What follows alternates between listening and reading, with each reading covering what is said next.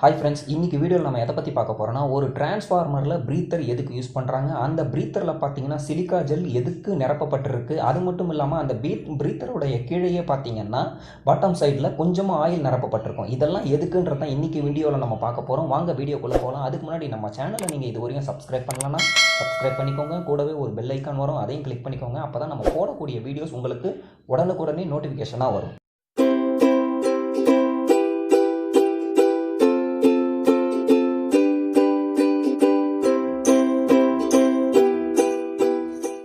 ஒரு டிரான்ஸ்ஃபார்மரில் அதனுடைய நார்மல் லோடை விட அதிகமான லோடை பயன்படுத்தும் போது அந்த டிரான்ஸ்ஃபார்மரில் கரண்ட் பார்த்தீங்கன்னா அதிகமாக எடுக்கும். இந்த அதிகமான கரண்ட் எது வழியாக ஃப்ளோ ஆகும்னா அந்த டிரான்ஸ்ஃபார்மரோடைய வைண்டிங் வழியாக தான் ஃப்ளோ ஆகணும். ஆல்ரெடி அந்த டிரான்ஸ்ஃபார்மரோட வைண்டிங் பார்த்தீங்கன்னா இன்சுலேட்டிங் ஆயிலால் ஃபுல்லாக நிரப்பப்பட்டிருக்கும்.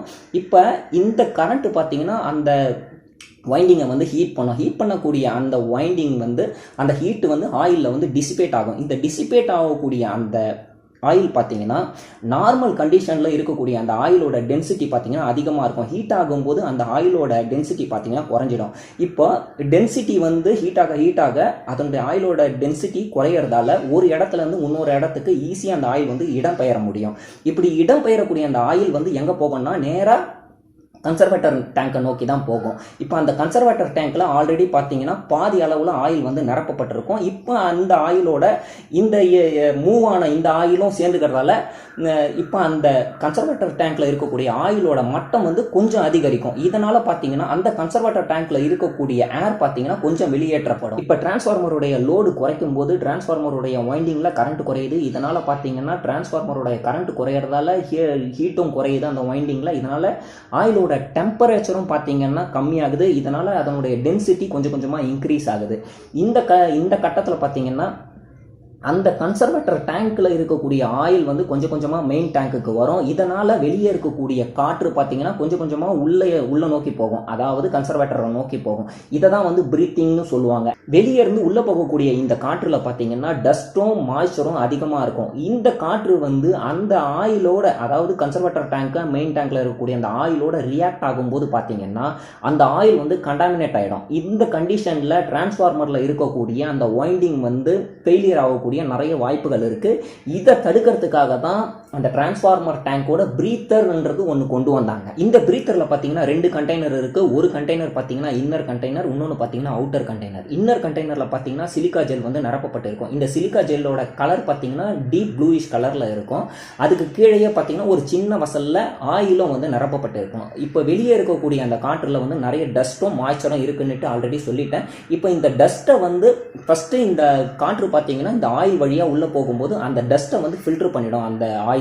அதுக்கப்புறமா அந்த காற்று பார்த்தீங்கன்னா சிலிக்கா ஜெல் வழியா போகும்போது அந்த சிலிக்கா ஜெல் பார்த்தீங்கன்னா அந்த காற்றுல இருக்கக்கூடிய மாய்ஸ்சரை அப்சர்வ் பண்ணிடும். இதன் மூலமா பார்த்தீங்கன்னா அந்த டிரான்ஸ்ஃபார்மர்ல ஒரு ட்ரை ஏர் வந்து உள்ள கன்சர்வேட்டர் டேங்கை நோக்கி போகும். இப்படி மாய்ஸ்சரை அப்சர்வ் பண்ணக்கூடிய அந்த சிலிக்கா ஜெல்லு ஒரு கட்டத்தில் பார்த்தீங்கன்னா அதனுடைய கலரும் மாறி இருக்கும். அந்த கலர் பார்த்தீங்கன்னா டீப் ப்ளூயிஷ் கலரில் இருந்து பிங்க் கலராக போயிட்டு இருக்கும். இப்போ இந்த பிங்க் கலர் பார்த்தீங்கன்னா மாய்ஸ்சரை அப்சர்வ் பண்ணாது. இப்படி பண்ணலைன்னா திரும்பவும் என்ன ஆகும்னா அந்த டிரான்ஸ்ஃபார்மரில் நார்மல் ஏர் உள்ளே போயிட்டு திரும்பி அந்த டிரான்ஸ்ஃபார்மர் ஃபெயிலியர் ஆகிறதுக்கு வாய்ப்பு இருக்குது. இப்போ இந்த கண்டிஷனில் என்ன பண்ணுவாங்கன்னு பார்த்தீங்கன்னா அந்த பிரீத்தரில் இருக்கக்கூடிய சிலிக்கா ஜெல்லெல்லாம் வெளியே எடுத்துட்டு அதை பார்த்தீங்கன்னா ஓவனில் 200 டிகிரி செல்சியஸ்க்கு வெப்பப்படுத்துவாங்க. வெப்பப்படுத்தும் போது அதனுடைய மாய்ஸ்சரெல்லாம் திரும்பவும் வந்து வேப்பரைஸ் ஆகிடும். வேப்பரைஸ் ஆகும்போது அதனுடைய பழைய நிலைமைக்கு, அதாவது டீப் ப்ளூ கலருக்கே பார்த்தீங்கன்னா அது திரும்பவும் ஒரு சில சிலிக்கா ஜெல் பார்த்தீங்கன்னா அதனுடைய ஒரிஜினல் கலருக்கு திரும்பாது, அதாவது ஒயிட் பிங்க் கலர்லேயே இருக்கும். இந்த மாதிரி கலரில் இருந்துச்சுன்னா அதெல்லாம் அப்புறப்படுத்திட்டு திரும்பவும் டீப் ப்ளூயிஷ் கலரில் ஆனதை வந்து திரும்பவும் நம்ம ரீயூஸ் பண்ண முடியும். அதை வந்து திரும்பவும் பிரீத்தரில் யூஸ் பண்ணி நம்ம அந்த டிரான்ஸ்ஃபார்மரை பாதுகாக்க முடியும். இந்த தகவலோட நம்ம அடுத்த வீடியோவில் சந்திக்கலாம். பாய்.